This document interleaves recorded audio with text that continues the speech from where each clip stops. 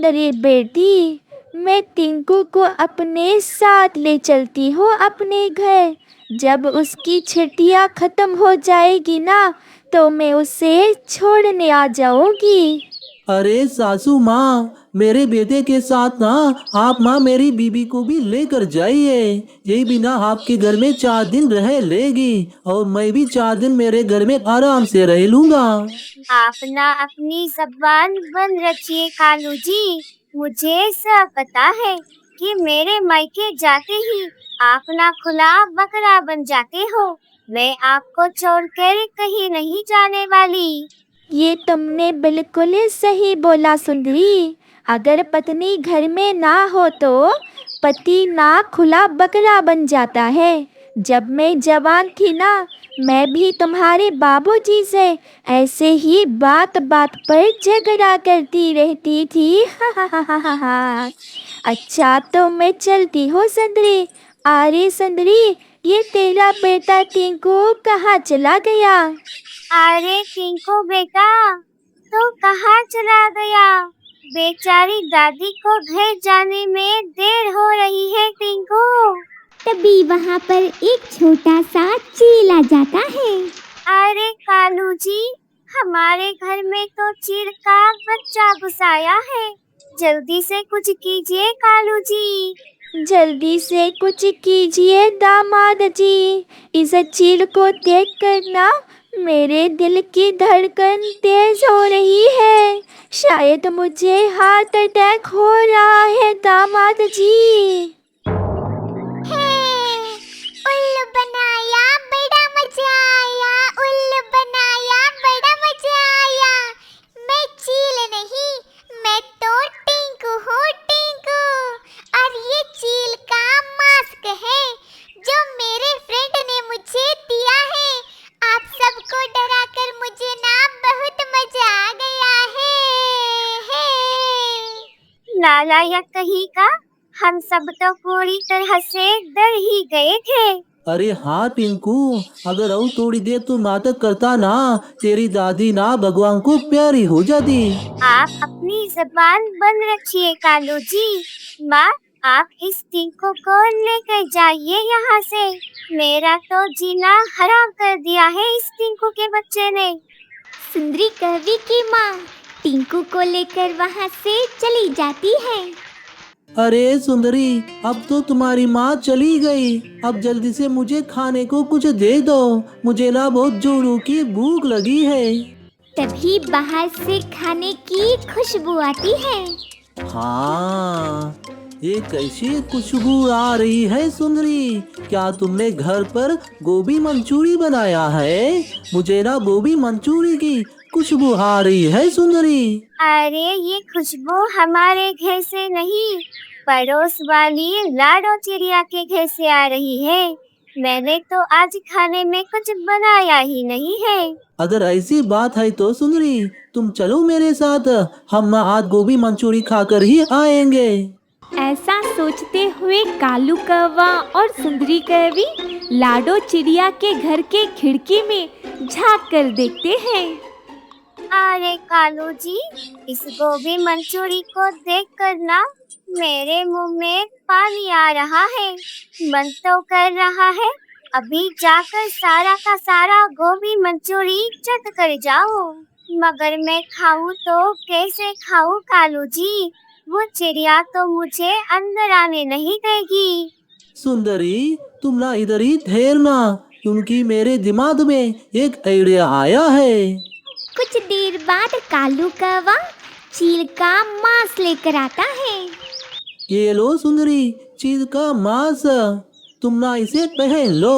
हम ना ये मांस पहनकर लाडो चिड़िया के घर के अंदर जाएंगे और वो लाडो चिड़िया हमें चील समझकर धूम जमाकर भाग जाएगी। फिर हम ना लाडो चिड़िया की गोभी मंचूरी खाकर वहाँ से चले जाएंगे। ये तो बहुत अच्छा प्लान है कालू जी। ऐसा सोचते हुए सुंदरी कौवी और कालू कौवा मास्क पहनकर लाडो चिड़िया के घर के अंदर चले जाते हैं। सुंदरी कौवी और कालू कौवे को चील समझकर लाडो चिड़िया डर के मारे वहाँ से भाग जाती है।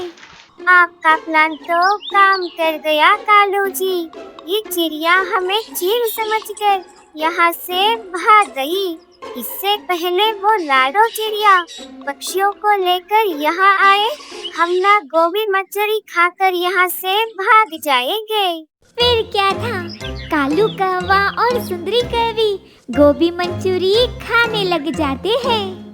फिर कुछ देर बाद लाडो चिड़िया तोती को लेकर अपने घर आती है, मगर वहाँ पर कोई भी नहीं होता। कहाँ है लाडो, कहाँ है चील? यहाँ पर तो कोई दिखाई नहीं दे रहा है मुझे। लगता है वो गोभी मंचूरी खाकर यहाँ से चले गए हैं तोती बहन। जाने दीजिए, कम से कम मेरी जान तो बची। कालू जी, कल का तो गोभी मंचूरी हो गया, और आज का क्या प्लान है आपका? आज किसे डरा धमका कर उनका खाना खाने वाले हैं हम। मैं नाथ जंगल का एक चक्कर लगाकर आता हूँ सुंदरी। जिस किसी पक्षी के घर में स्वादिष्ट भोजन बना रहेगा ना, उसी घर में आज ना हम जाकर उसे डरा धमका कर उसका स्वादिष्ट भोजन खाकर आएंगे सुंदरी। तभी वहाँ पर टुनटुन मौसी आ जाती है। अरे सुंदरी, मुझे ना चीनी चाहिए, क्या तुम मुझे एक कटोरा चीनी दे सकती हो? मैं ना तुझे कल लौटा दूंगी। अरे टुनटुन मौसी, मेरे घर में तो चीनी नहीं है। वो क्या है ना, कालू जी को शुगर हो गया है, इसीलिए ना मैंने चीनी लाना बंद कर दिया है। ठीक है सुंदरी, कोई बात नहीं, मैं ना दूसरे पक्षियों से पूछ लूंगी चीनी। सुंदरी, मुझे कब शुगर हो गया और तूने मुझे पहले क्यों नहीं बताया? अरे कालू जी, मैंने तो ऐसे ही बोल दिया टुनटुन मासी से, वरना वो खामखा मेरे घर का शक्कर ले जाती। ओ, तो ऐसी बात है क्या सुंदरी? तो चलेगा, आज ना हम मौसी के घर जाएंगे सुंदरी, और उसका स्वादिष्ट खीर खाकर आएंगे सुंदरी। ऐसा सोचते हुए कालू कौवा और सुंदरी कौवी चील का मांस पहनकर टुनटुन मौसी के घर चले आते हैं। अरे मोटी चिड़िया, क्या पका रही हो तुम? तुम्हारी पकाने की खुशबू मेरे घर तक आ रही है। चील, चील, मेरे घर में चील घुस आ गए हैं, कोई बचाओ मुझे। हाँ, कहाँ है चील? कोई तो बचाओ, कोई तो बचाओ। अरे वो डरपोक चील, हम ही है चील, एक नंबर के बुलक्कड़ हो तुम। अरे हाँ, मैं तो चील हूँ। अरे वो मोटी चिड़िया, ज्यादा चिल्लाना मत। अगर तेरी जान प्यारी है तो तेरे जान के बदले ये खीर हमें दे दे, हम ना तेरी जान बख्श दे देंगे। क्या आप मुझे छोड़कर ये खीर खाएंगे? मैंने तो सुना है कि चील अपना शिकार कभी छोड़ते नहीं है, और एक आप हो कि मेरे पास आकर खीर मांग रहे हो।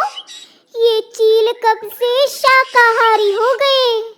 क्या करूँ मोटी चिड़िया, पत्नी के पंखों का खाना खा खा कर बूढ़ हो गया हूँ मैं, इसलिए खीर खाने आ गया हूँ। चील भैया, आपकी आवाज ना मुझे जानी पहचानी सी लग रही है, क्या आप मुझे जानते हो? अरे वो मोटी चिड़िया, मेरे पति को लाइन मारना बंद कर। अगर तूने खीर हमें नहीं दिया तो मैं ना तेरी मुंडी को एक ही निवाले में खा जाऊंगी। अरे नहीं नहीं, ऐसा कुछ मत कीजिए, ये लीजिए खीर और ठूस लीजिए अपने मुंह में। कालू कौवा खीर की कटोरी लेकर वहाँ से उड़ जाता है। मेरा खीर ले गए वो चील। मैंने कितने मेहनत से, कितने प्यार से बनाया था वो खीर। अगर पहले ही पता होता कि चील आने वाले हैं तो खीर में शक्कर के बदले जहर मिलाकर इन्हें खिला देती।